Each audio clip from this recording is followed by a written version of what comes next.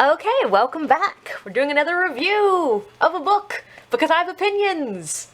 Today we're doing a review of Ghost of the Missing by Kathleen Donohoe, maybe? So there's this genre that I like to call surprise, not fantasy. It's my least favorite genre in the world. Examples include Bridge to Terabithia, The Egypt Game, and all of early Scooby-Doo. This genre is marked by having all the signs of fantasy or horror or other magical genres, and then BAM! Turns out that no, Terabithia was just a metaphor for innocence and is a childhood game. Basically, it's anything that tries to make me believe that it's going to have magic, and then it doesn't. I hate books that try to disguise what genre they are, especially if you're going to hide a death book behind a fantasy cover.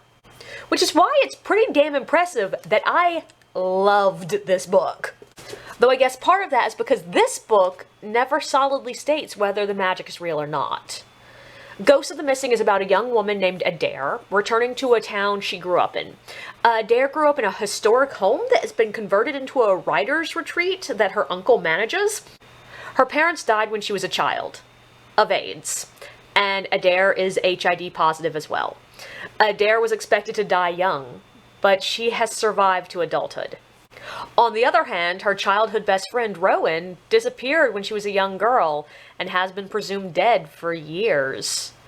Adair has been living with the ghost of Rowan since the day she vanished without a trace, maybe because Adair might or might not have been the last person to see Rowan. The book jumps back and forth between the past, the history of the town, the historic home, the history of Adair and Rowan's families, and the present, where Adair is trying to find out what happened to her friend and to deal with the surprise of still being alive herself. Okay, so in my review of The Night Circus, I talked about how I wasn't that impressed by the shifting timelines of that book, which might have been because I was so impressed by the shifting timelines in this book, and I read this one first. This book seamlessly interweaves about a dozen different timelines, using themes, events, and genealogy to keep the story moving forward. Every jump back and forth feels necessary, carefully directed, and creates a beautifully mythological tone.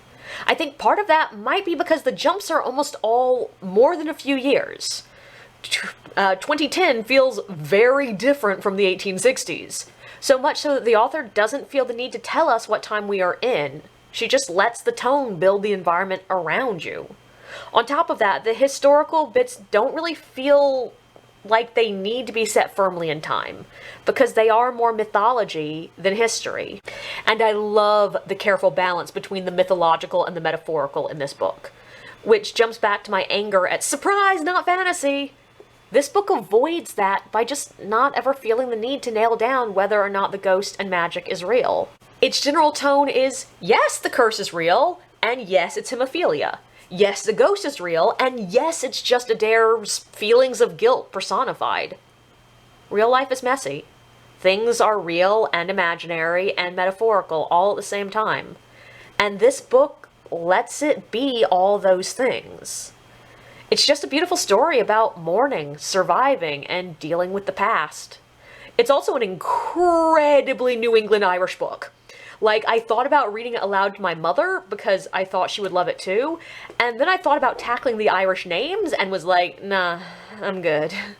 But this is a book I loved so much that I read it, set it down, and immediately picked it back up again. It's one I would recommend.